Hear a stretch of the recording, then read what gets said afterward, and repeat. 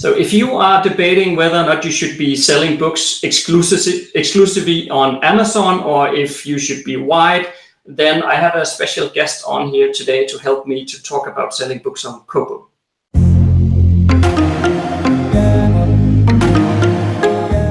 If you are a fantasy author, then you've come to the right place. My name is Jesper, and together with Autumn, we have together published more than 20 books, and our aim is to help you with your writing and marketing and selling books based on our experience. So actually today, as I was just saying before, I have a special guest on, and I'm very, very pleased to have Mark on here to help me, because Mark has a very, let's say, good insight and special insights in talking about selling books on Kobo, even though he's doing something else today, which I'll let him himself explain in just a second. But thank you very much for coming on to Am Writing Fantasy, Mark. It's a great pleasure. It's an honor to be here. Thank you so much for inviting me.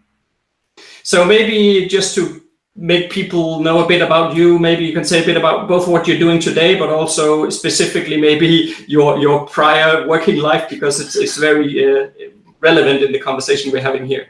Yeah, of course. So, I mean, I've been in the book industry since 1992. I started as a bookseller. Specific to our conversation here, I worked for Kobo between 2011 and 2017. And when I was there, I was the director of self-publishing and author relations.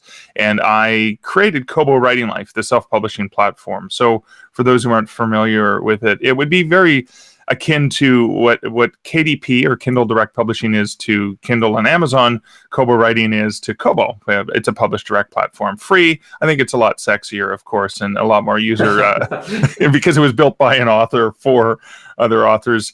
Now, I left Kobo at the end of 2017 because I wanted to write full time and do consulting for publishers and writers. I couldn't keep my hands out of the business because at the end of 2018, I joined a part-time role with Draft to Digital, which is an aggregator that distributes ebooks and converts them for free to Kobo, to Kindle, to Apple, to Nook, to Google, to Tulino, to a whole bunch of other platforms as well. So I couldn't not want to build cool things for writers. So I kind of needed to keep my fingers in the muck, so to speak. And sort of that's where I am today, doing a combination of writing and basically helping authors. And I really want to help authors sell broadly and sell globally, rather than just selling really, really well in the UK and in the US on Amazon, which is usually what you're getting from that platform. Yeah, exactly. And I use both Draft to Digital and Kobo. So, but I do go direct with Kobo also to get into the promotional opportunities that Kobo has, which I'm sure we're going to get into quite some more. But it's funny because the whole conversation about being wide versus being exclusive, Autumn and I just had a chat about that the other day for our mastermind group. But for me, it's sort of a no-brainer. I mean, I don't want to put all my eggs in the Amazon basket for sure. But the thing is also that then when you take the decision that you want to publish wide, then it is harder to get traction on wide platforms like Kobo. At least it's my perception that Kobo just works a bit differently than Amazon. It's not quite the same machine in that way that Amazon is. So yeah, I'm really curious to have some insights and thoughts here from you on how do an author get more traction on Kobo? Well, actually, I'm glad you mentioned that, because I mean, Amazon is the world's biggest bookstore. There's no disputing that. So they have a lot more customers. They have 20 years of experience of building their platform as a book platform. So they've done that for a lot longer. Now, Kobo is only about 10 years old, for example, and other platforms, that'd be Kobo and Apple and Nook, all the other platforms that aren't Amazon. You have to pack a little bit of patience when it comes to that, because for example, but again, things are changing on Amazon all the time. So it's pay to play now, and you can't just publish a book on Amazon and it'll sell. You have to pay for ads. Yeah. So with Kobo, you can get traction, and so you mentioned the promotions tab, which is available if you're publishing direct to Kobo through Kobo Writing Life, and it's not automatically available once you have your Kobo Writing Life account. You have to email writinglife@kobo.com, and ask for it, and they'll add it to your account, and then you could submit your titles to be considered for various promotional opportunities, and they usually have about probably 15 different promo opportunities on a regular basis. A lot of them are the free page. So if you have a free lead generation title, whether it's the first book in series, or maybe it's a short story in your universe that ties back to a novel that you have, or a series of novels, you can use that. Those you actually have to pay for. Most of the other promos on Kobo are usually something like the monthly 30% off promo on science fiction and fantasy titles, for example. And instead of you're agreeing to allow Kobo to give a coupon code to its best customers who can get your book for 30% off, you do not have to change your price.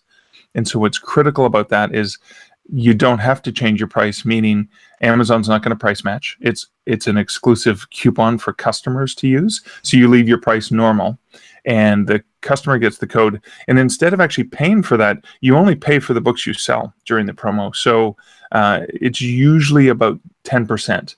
So let's say your book is, just because I'm not good at math, let's just make it a $10 book. It's a 30% off discount, so the consumer can get it for $7. And instead of getting the regular 70% on that, you would get the 60%. So you make a little bit less, but unlike Amazon ads and other BookBubs and things like that, you're not out of pocket initially. And the one thing I always have to remind authors of is, it's cool to pay for ads and then get paid for it, but you have to remember you're getting paid 45 or 90 days later. So you're out of pocket with some money, and then you get the money a few months later. So it's not like, I made $100 this month and I spent $75. Yeah, I'm $25 ahead. Well, no. You're $100 in the hole until 45 to 90 days later, depending on the platform. You're $25 ahead 3 months later. So, it's important to remember the income and outcome, right, in terms of your expenditures, because sometimes you could be in the red a little bit early on if you haven't budgeted properly. Yeah, but I think at least the promotions that are listed on Kobo Writing Life, I mean, many of they're not like expensive stuff. So it might be, I don't know, $20, $30, something like that for I think for the usually the most expensive ones. So for sure. And they, unless you have a lot of books, I mean, they're not going to accept you're putting one book in 15 different ones at the same time anyway. So, I mean, and I think that is a good thing, that it's not expensive to advertise on Kobo.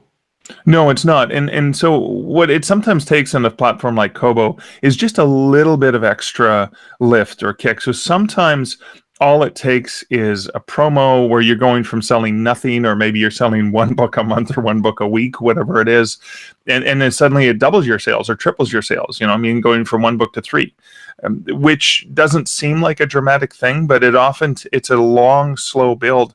And I've often told writers on a platform like Kobo, it can take upwards of 6 months to 9 months. And then that feeds the self-fulfilling prophecy of the Kindle Unlimited magic world and exclusive to Amazon, because a lot of authors will start, Amazon first, and then maybe after 90 days, they try publishing wide, but 30 days pass and they're not seeing anything. And then at the end of that 90-day period, they go back to Amazon exclusivity. And one of the things that I have to caution authors about is, every single time you delist your books from other platforms like Kobo, you're starting from scratch every single time. Even if you had sales in that period where you were published wide, the minute you delete your book or unlist the book, you are immediately going back to zero, and you're starting not from where you were before, but you're starting from the beginning, because everyone seems to be familiar with the Amazon algorithms and the 30-day cliff, and you have to publish lots of books really fast to keep that going.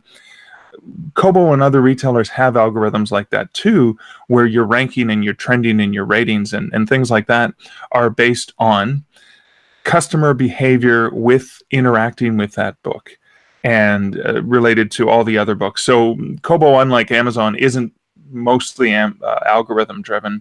It's driven by a combination of algorithms and manual merchandisers. So not all that different than a bookseller in a bookshop who would take in, a whole bunch of books from different publishers and then decide, okay, what books am I going to put in my front window? What books am I going to put on this display? Now, the promotions tab helps the Kobo Writing Life team find and curate titles from Kobo Writing Life, from self-published authors, to get their books onto the end caps and into those window displays, along with the big publishers who are constantly trying to pitch their titles to the merchandising team for placement of new releases or special features, etc. At least from my experience, and it probably depends on the type of books and if you're hitting the right promotional option, but from my experience, there is quite a difference. So some of the promotions that I've run, sort of almost nothing happens from them, and then others of them are quite good.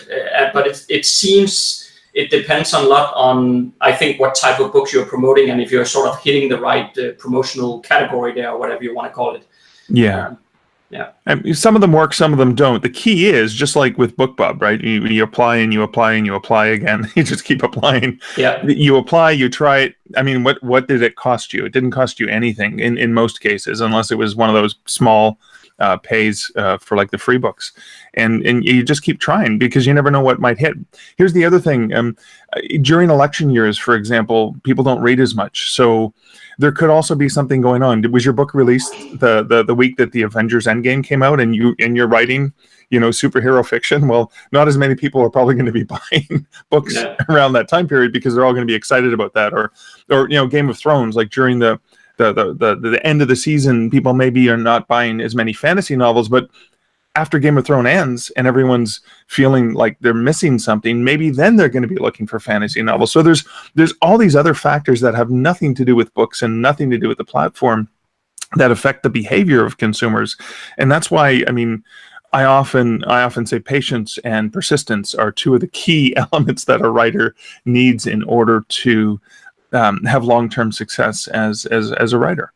The other sort of weapon we have in our arsenal as writers is also using the not the book feature deal, but the CPMs. For sure. Where we can certainly target Kobo readers. But I was just curious because I can for sure analyze my way to the fact that the largest Kobo audience is probably in Canada.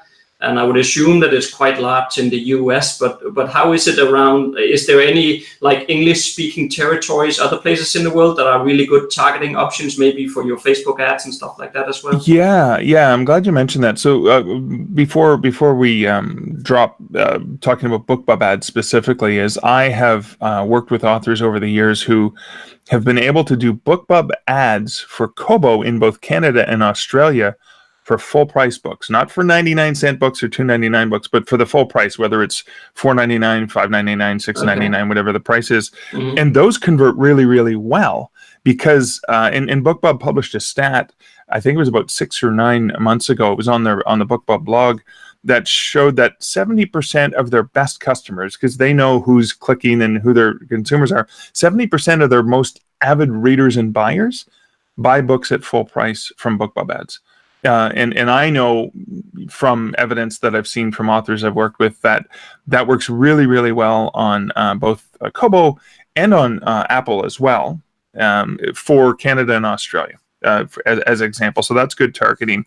But so Canada and Australia are two of the larger markets for Kobo. Now, Amazon does dominate the US, so Kobo doesn't have as big a presence in the US. Kobo does things like they partner with the Independent Booksellers Association, the ABA, the American Booksellers Association, where there's about 600 independent bookstores across the US that if you go to their website, they're selling ebooks, but they're selling them through Kobo. And Kobo does that as a partnership so that a local consumer could purchase an ebook, and the local bookstore actually gets a cut of every one of those sales, even though it's entirely powered by Kobo.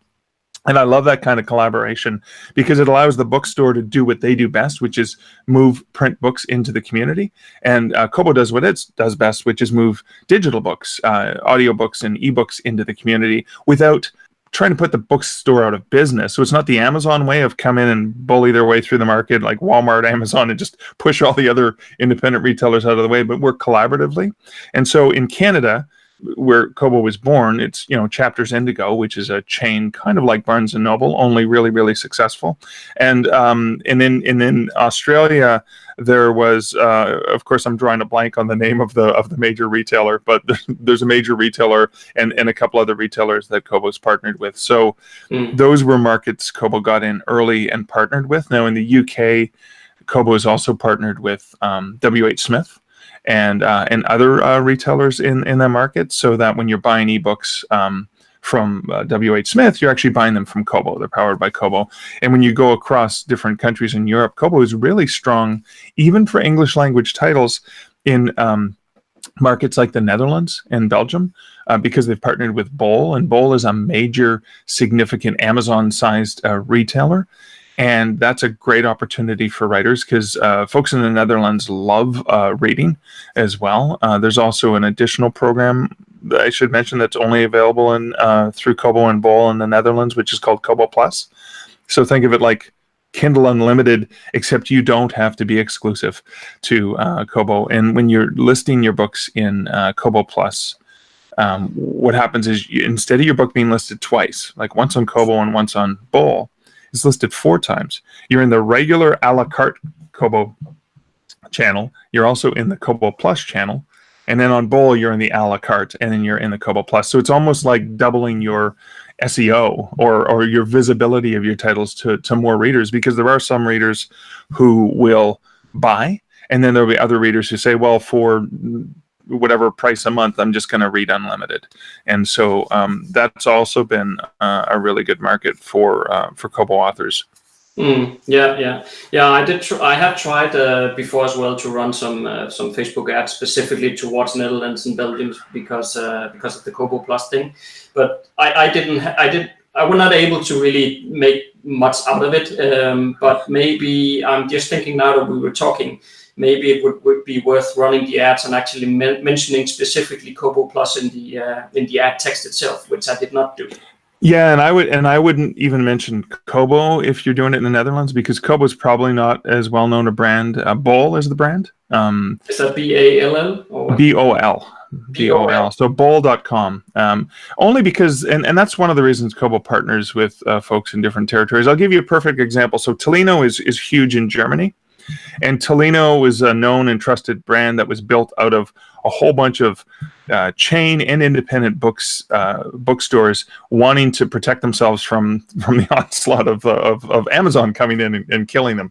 So Tulino was a brand that was established years ago and has built up trust, and it's a German-born solution. So even though Kobo bought Tulino years ago, Kobo did not infuse itself into the market. Kobo actually backed out of the market, and even though Kobo is producing the Tulino readers now, instead of it having the Rakuten Kobo brand on it, it has Tulino, because Tulino is the trusted brand. Nobody knows Kobo in Germany, but they know Tulino.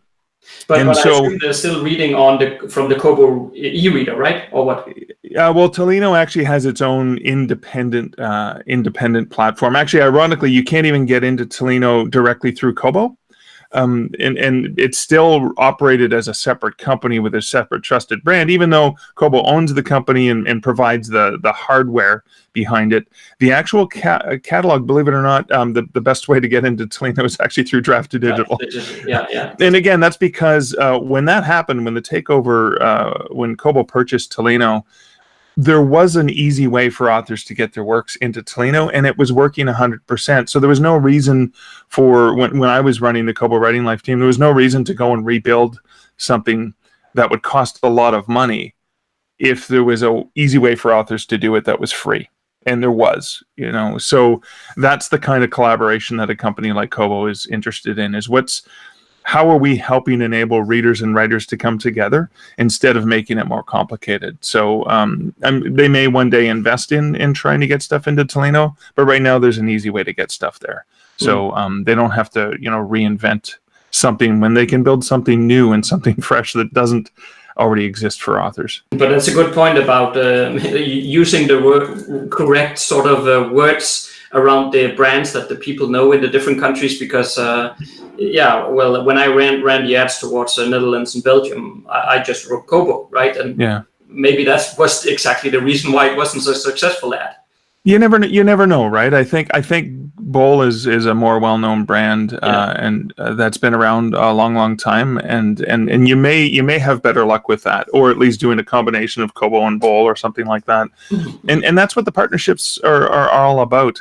And I think that's a distinguishing factor that people don't think about when they think about, Kobo is a single retailer, like Amazon, but Kobo has different feels and different looks in different countries, and you can check this out. Now, again, this is just on Kobo; it's not on their partner sites, but you can check it out if you're logged on to Kobo. So from Canada here, when I log on to Kobo.com, there's a little Canadian flag icon on the top right hand of the screen. If I click on that flag, it opens up a screen that allows me to see what the US site looks like, because it's merchandised differently. It's going to feature different titles. What the UK site looks like, what the German site looks like, what the the Netherlands or Spain or any of those other countries look like, because they actually do have merchandisers around the world who are working with the local publishers, looking to spotlight titles that are of interest to that specific market, because they're not trying to Americanize the entire world. When it comes to the ad stuff, it's always about figuring out the right sort of wording and the right targeting. I mean, at least you can target, at least with the Facebook ads, Yeah. you can, of course, select or narrowing down your audience by selecting people who have Kobo readers and all that good stuff. Yeah, which is fantastic. It's so great that we have these kinds of tools available to us, to make it easier to only show it to the right people. Yeah, indeed. Apart from the paid ads that we then have the opportunities to run or use the promotional tab, is there anything else one can do to increase their sales rank in the Kobo universe? Yeah, I know this sounds basic and simple, but I have to say it because people just don't do it, is be inclusive. Don't just have links and share links to Amazon. I know it's the world's biggest bookstore, but they don't have every single customer in the world. They have a lot of customers, but there are people who read on different platforms. And again, I'm not saying this just for the benefit of Kobo. I'm saying it for the benefit of readers on Nook or Apple or Google or any of the other platforms, because maybe they're a Bowl customer, maybe they're a Chapters Indigo customer in Canada or a WH Smith customer. And this is where before I started working with Draft to Digital, when Books to Read, and that's books, the numeral 2, read.com, when that was launched, I thought, what a brilliant idea, because prior to that existing, I would publish my books directly to Kobo, I would publish them directly to Kindle, and then I was using, either Smashwords or Draft to Digital to publish wide. But I would create my EPUB, and then in the back of my Amazon book, I would have my Amazon links. And then in the back of my Kobo book, I'd have my Kobo links. And in the back of my, I started to do Draft to Digital, they automatically will insert links to whatever retailer they're sending it to, which is brilliant. So now when I create an EPUB, I just use the universal book links, because, for example, bookstoread.com/killing it on Kobo, which is one of my books. If you go to that link, you will find a link to Amazon, Kobo, WH Smith, Google, Nook, Apple, all the platforms. But beyond just that, and this is valuable even if you are exclusive to Amazon, because when you go to Amazon, I would probably be redirected to the site in Canada, and then there's the .uk and the .com and the .de, et cetera, et cetera. And so and same thing with Kobo. Kobo, is just Kobo.com in most territories, but it also is going to, if you share a Kobo.com link from the US and somebody in the UK clicks it, they're going to see the US page, and then it's going to say you can't buy it. You have to click on the UK page here. So it's an extra click. And you don't want extra clicks. You want people to be able to click the buy button right away. So what the Books to Read Universal Book Links does is it allows it knows the geo-targeting and sends the consumer to the place where they can actually buy it at that same retailer. And being inclusive is the first step, because if you're doing advertising and sharing stuff about your book, unless you're specifically targeting Kobo customers or Amazon customers in a different territory, because let's say you're part of a promo and you want to share that, share universal links. Be inclusive of all the retailers. You never know. where they're hanging out. And then similarly, I would say when you get a Kobo promo, it's not enough to just get the promo and sit back and cross your fingers. If you get a Kobo promo, let people know about it. If you have a newsletter, say, hey, I'm in a 40% off promo for June for Kobo. Here's a link to my titles. Just use this coupon code and you're done. And again, if it's a specific territory, you can say, hey, depending on your newsletter, just send it to your UK authors if it's a UK only promo, or I say UK readers, or at least let them know saying, hey, I've got this book. It's 40% off on Kobo. This is only applicable to the major English language territories: US, Canada, UK, Australia, New Zealand. It's still available everywhere else, but not at the discount. Oh, and if you happen to be an Amazon reader, here's the universal book link. You can just get it on any retailer if you want to read it anyways. Thanks for being a reader. So I think being inclusive across the board is always your best option, because a consumer may read that, let's say your newsletter post, and say, oh my God, he's got this book I didn't even know he had, and it's on sale at Kobo. Well, I don't read on Kobo. I read on Apple. Oh, good. There's a link to Apple. It makes it easy for me to buy it anyways, because if I'm interested, I'm going to buy it where I'm going to buy it anyways. I'm most likely not going to switch retailers just to buy it there because it's only available there or it's on sale there.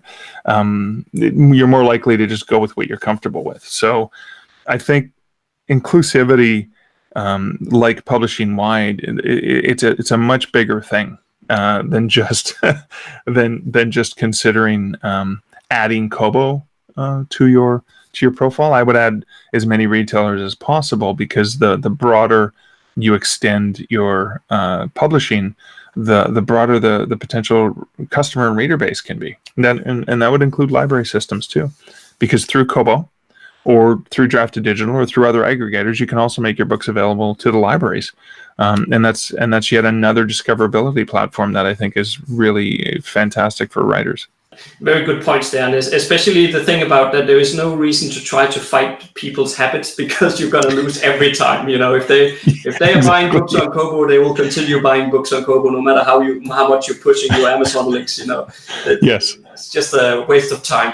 But I also think that the funny thing is also that we, as authors, we often get into this mentality that we think that readers know everything that we do, because when I send out my newsletters, for example, at the bottom of the email, I just have my books listed down there with some links to them, exclusive links, like you're saying, of course, inclusive links, but just having them listed there, some people picks them up there, and you should think, after they've been on your list for like 8, 10, 12 months, you should think they know which books I have, but they don't.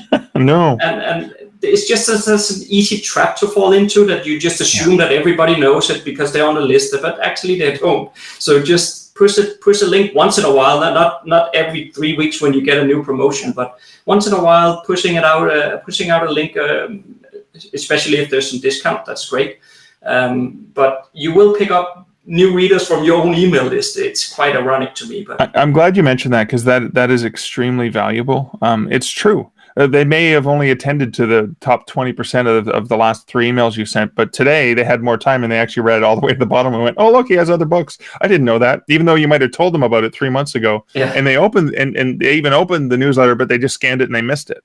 Right? We miss so much information. The other thing, and this is really critical, I should say, is a good buddy of mine, Sean Costello, is a horror author, and through his newsletter, because I help him with his publishing and his marketing, through his newsletter, we had a 30% off box set promo, and it was only on Kobo. And so we sent out a note to the newsletter subscribers, and instead of just targeting Kobo people, we did send it to everyone just to let them know. But then we also included links to all the other retailers. Now we had like the main ones, so we had like Amazon and Apple and Nook there, and then we had the universal book link for all other retailers. And it was amazing how many sales we got on all the other retailers for a Kobo specific promo. So, if you've got some promo on Amazon, for example, and the book's available other places too, but maybe it's not part of a promo feature, just be inclusive, include those links. Like you said, they may go, oh, I didn't know this book was on Apple or Kobo or whatever, and they'll click on it. It never hurts, right, to have that available. No, as long as you do it with you're keeping your recipient of the email in mind, that you don't spam them every 3 weeks to try to push more Yes, sales, because of course. that's a nightmare. But as long as you keep them in mind, and you don't doing it, I mean that's why I like adding it to the end of the email often, because then it's not the topic of the email. It's just there at the bottom. In a bit of a smaller font as well, so it's just there, sort of like a footer. And that works quite well, I think. I like that approach. Yeah, I do like that approach. I think that works a lot better. You're making sure they're aware of something, but you're not jamming it down their throats. Yeah, exactly. Okay, cool, Mark. I think we've covered a lot of useful ground here. Is there anything else we should mention before we round off? I just think if you can stand the sound of my voice and you enjoy hearing my thoughts on publishing and writing, I do have a podcast of my own. It's a weekly podcast called Stark Reflections on Writing and Publishing, and folks can check it out at starkreflections.ca. I kind of share my thoughts on 30 years in the industry and all the things I'm continuing to learn every single day. Excellent. Yeah, I have listened to it myself as well, so I can recommend checking it out. So thanks a lot for all you do, and thank you for showing up on Writing Fantasy, Mark. That's great. Oh, thanks, Jasper. It's been amazing.